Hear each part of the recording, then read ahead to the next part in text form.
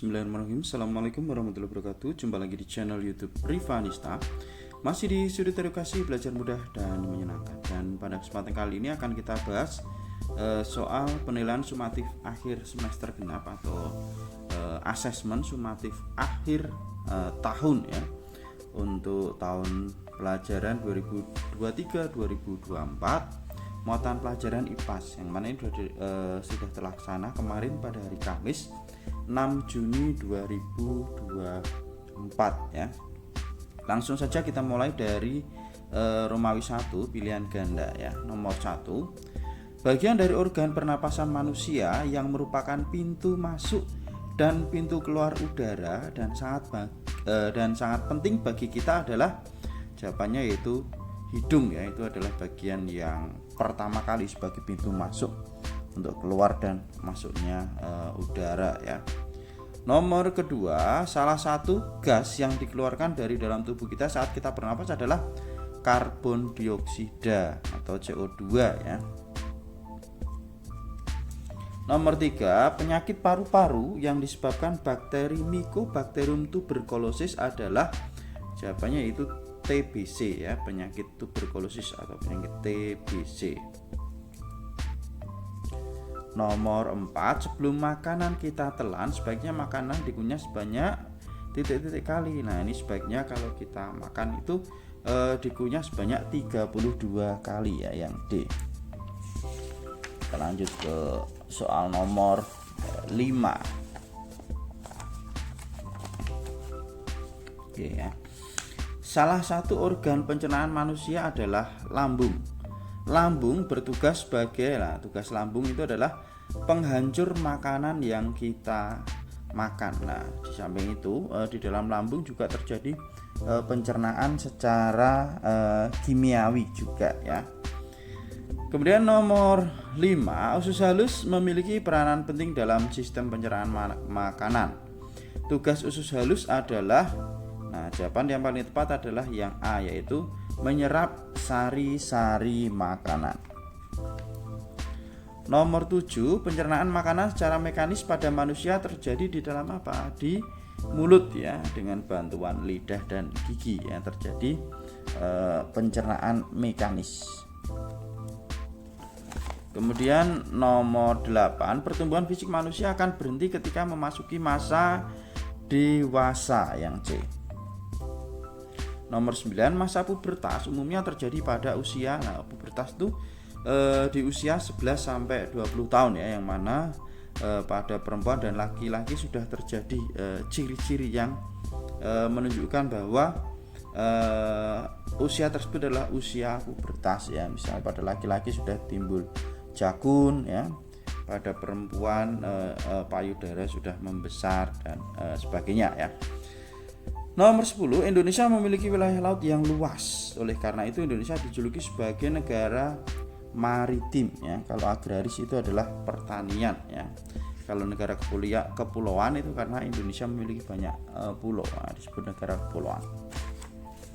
Lanjut ke nomor 11. Indonesia terletak di antara dua samudra, yaitu Samudra Pasifik dan Samudra Hindia atau Samudra Hindia dan Pasifik, yang A ya. Kemudian di antara dua benua, yaitu benua Asia dan Australia. Nomor 12, pengertian sumber daya alam adalah segala sesuatu yang ada di alam dan dapat dimanfaatkan ya oleh manusia. Itu yang paling tepat. Nomor 13, berikut yang bukan sumber daya alam yang dapat diperbarui adalah, yang tidak dapat diperbarui adalah minyak bumi ya. Sebenarnya ini bisa, tapi butuh waktu yang sangat lama ya, atau jutaan tahun. Nomor 14, sumber daya alam yang tidak dapat diperbarui, misalnya ini minyak bumi, soalnya hampir mirip ya. Nomor 15, berikut yang bukan cara menjaga kelestarian tumbuhan, yaitu penebangan hutan secara besar-besaran. Harusnya penebangan hutan secara tebang pilih ya, dipilih yang sudah tua kemudian sambil menanam lagi ya. Nomor 16, sumber daya alam non hayati merupakan sumber daya alam yang berasal dari non hayati ya, berarti yang berasal dari ini harusnya kalau dari benda hidup itu hayati ya, non hayati berarti benda mati ya, benda mati. Kalau non hayati harusnya dari benda mati. Kalau hayati dari benda hidup. Ya. Lanjut ke nomor berikutnya, nomor 17. Warisan budaya yang berupa nyanyian daerah dapat dilestarikan dengan diajarkan di sekolah lah itu ya. Nomor 18, berikut ini contoh warisan budaya benda, nah yang berbentuk benda. Kalau Bika Ambon ini makanan, batik sama wayang ini maksudnya adalah kesenian ya. Ini menurut yang ada di buku, yang contoh warisan budaya benda itu adalah candi, yang D. Nomor 19, bagian warisan budaya Indonesia telah mendapat pengakuan dari UNESCO. Sebagai generasi penerus, sikap yang perlu ditunjukkan dalam menanggapi hal tersebut adalah kita harus bangga ya. Jangan sedih, apalagi tidak peduli ya.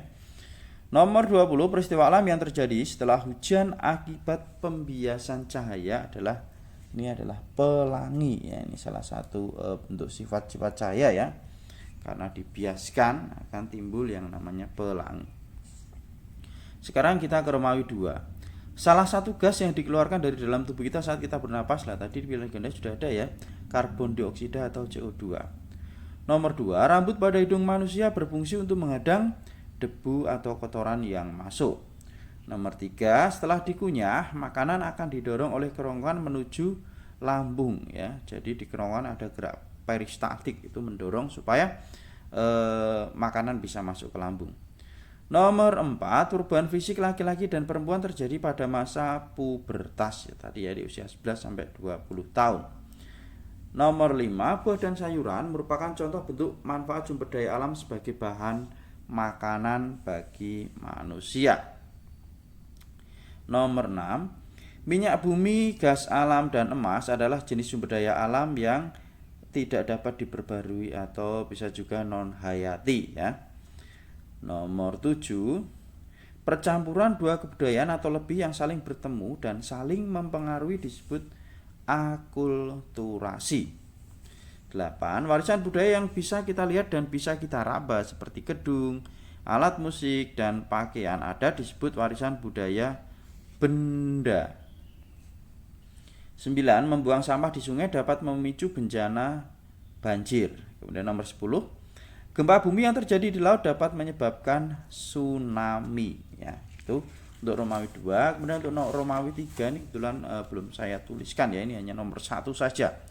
Tuliskan cara urut alat pernafasan pada manusia ya. Ini mulai dari hidung, faring, laring, trakea, paru-paru. Lah di paru-paru ini ada percabangannya namanya bronkus, bronkeolus, dan yang paling akhir ada alveolus.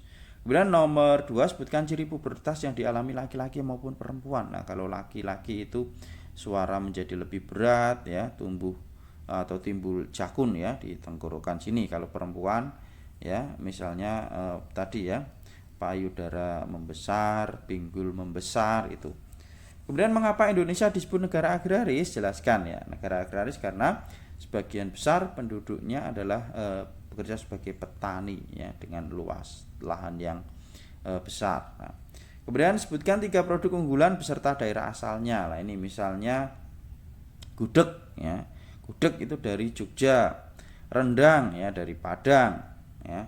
Lumpia misalnya dari Semarang, itu contohnya ya 3 produk unggulan beserta daerah. Kemudian apa yang kamu ketahui tentang pengolahan sampah dengan 3R? Ya, 3R itu adalah reduce, reuse, sama recycle. Nah, penjelasannya bisa dilihat di buku ya. Jadi reduce itu mengurangi, reuse menggunakan ulang, recycle mendaur ulang. Nah, seperti itu.